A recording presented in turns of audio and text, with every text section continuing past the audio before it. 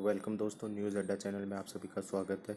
और आज हम बात करने वाले हैं GARD, gastroesophageal reflux disease.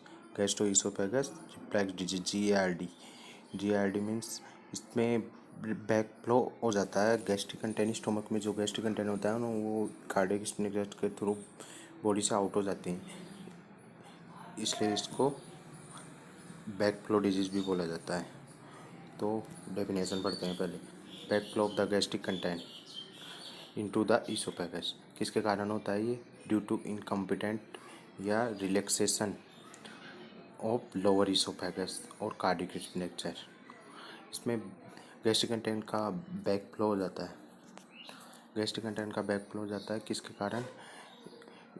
Relaxation या incompetence of the lower oesophagus या कार्डियक स्ट्रक्चर में।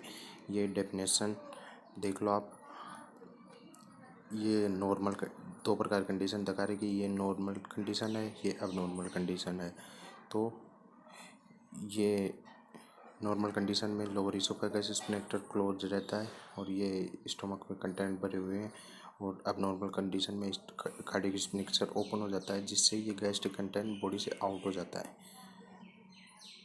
ये गैस्ट्रोइसोफेगस रिफ्लक्स डिजीज है। इसके साइन सिम्टम, अगर कोई बॉडी से आउट हो रहा है तो उसमें साइन एंड सिम्टम में पहला पार्ट है वोमिटिंग। तो वोमिटिंग, रिकरेंट रिग्रेशन, वोमिटिंग हो रही है तो वेट लॉस और पुअर वेट लॉस हो रहा है, poor weight gain, growth retardation होगी, हेमेटोनोसिस होगा, ओडोफेजिया होगा, dysphagia. Odynophagia means painful swallowing और dysphagia difficulty in the swallowing, और haematemesis vomiting in the blood with the vomiting. ये इसके साइन और सिम्टम आ गए। साइन सिम्टम में बहुत ईजी है। रिकरेंट रिग्रेशन हो जाएगा, वोमिटिंग के थ्रू याद रखो। Recurrent regression, vomiting, weight loss, growth retardation, hematinic, odynophagia. और ये अब ये कॉम्प्लिकेशन इसमें एस्पायरेशन निमोनिया ये एस्पायरेशन निमोनिया इसका कॉम्प्लिकेशन ना हो। डायग्नोस्टिक वाल्वेशन में फिजिकल एग्जामिनेशन करेंगे, एंडोस्कोपी और इसोफेगस पीएच का असेस करेंगे। ईटियोलॉजी पहले बोलना चाहिए कि थोड़ी सॉरी, ये मेरी मिस्टेक हो गई। ईटियोलॉजी बहुत ईजी है, छोटी सी ईटियोलॉजी है, छोटा सा टॉपिक है ये। न्यूरोमस्कुलर डिस्प्रोपोर्शन, कार्डियक स्पिनिचर में प्रॉब्लम हो रही है, तो न्यूरोमस्कुलर डिस्प्रोपोर्शन ये दो टाइप्स होता है, एक तो फिजियोलॉजिकल और दूसरा पैथोलॉजिकल। फिजियोलॉजिकल तो नॉर्मल इन्फेंट होते हैं उनमें होता है, ये तो नॉर्मल हो जाता है 1 ईयर के बाद में। और पैथोलॉजिकल होता है वो प्रॉब्लम इन कार्डियक स्पिनिचर। पैथोलॉजिकल में कार्डियक स्पिनिचर में प्रॉब्लम हो जाती है। और दूसरा इसका immature CNS, abdominal pressure increase होगा, हाइटल अर्निया के मीन्स आप जानते हो। हाइटल ओपनिंग उसको बोलते हैं। Oesophagus opening into the oesophagus in the diaphragm में ईसोफेगस की ओपनिंग होती है। T12 में उसको हाइटल अर्निया बोलते हैं। T12 में ओपनिंग होती है उसको हाइटल अर्निया। तो ये इसकी ईटियोलॉजी हो गई। मैनेजमेंट में सबसे मेन पॉइंट है पोजीशन।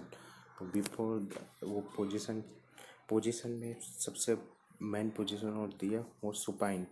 स्लीपिंग के दौरान अगर प्रोन पोजीशन करोगे तो ये कंडीशन डेवलप हो जाएगी। और प्रोन पोजीशन जब वो अवेक हो तब उसको प्रोन पोजीशन में लेते हैं। After of the age of the 1 year, left lateral with heel elevated. और इसका मैनेजमेंट में आ जाएंगे कि ब्रेस्ट मिल्क चाइल्ड होता है उसको ब्रेस्ट मिल्क का ना एक कंटेनर या फीडिंग बोतल में देंगे। बर्पिंग करवाएंगे उसको आफ्टर बर्पिंग यानी डकार दिलवाना during feeding. Less the activity just after feeding activity less कम करवाएंगे। Avoid to the feeding 2 hour before to the bed time. Surgical management में फंडो एप्लीकेशन होता है, यानी इस फंडो एप्लीकेशन को निशल्स एप्लीकेशन भी बोलते हैं। इसमें फंडो एप्लीकेशन में फंडस पार्ट होता है ना स्टमक का, उसको रैप्ट कर दिया जाता है किसके, लोअर इसोफेगस पार्ट के। जब कर देंगे कार्डियक सिग्नेचर क्लोज हो जाएगा। कार्डियक सिग्नेचर तो प्रिवेंट रिगर्जिटेशन को प्रिवेंट किया जाता है फंडो एप्लीकेशन। तो छोटा सा टॉपिक था, कोई ज़्यादा दिक्कत आए तो आप बोल सकते हो कमेंट के थ्रू। कोई इतनी परेशानी तो आनी नहीं चाहिए। GID growth oesophagus reflex disease, reflex regurgitation हो रहा है, बैक फ्लो होएगा गैस्ट्रिक कंटेंट का, उसे ग्रोथ इसोफेगस रिफ्लेक्स डिजीज बोलते हैं। किसके कारण ये इनकॉम्पिटेंट, ये regurgitation relaxation of the lower oesophagus या कार्डियक सिग्नेचर। साइनस सिम्टम में अगर वोमिटिंग आ रही है तो वोमिटिंग के थ्रू आप लिख सकते हो। रिकरेंट रिगर्जिटेशन, वेट लॉस होएगा, ग्रोथ रिटार्डेशन होगा, हेमेटोनोसिस होएगा, ओडोपेजिया होगा, डिस्पेजिया होएगा। और कॉम्प्लिकेशन में निमोनिया है ही इसका। डायग्नोस्टिक इवैल्यूएशन में एंडोस्कोप फिजिकल एग्जामिनेशन आ जाएगा। एंडोस्कोपी करा पर्सन के उसके एंडोस्कोपी होएगी और पीएच का असेस करेंगे। और इटियोलॉजी न्यूरोमस्कुलर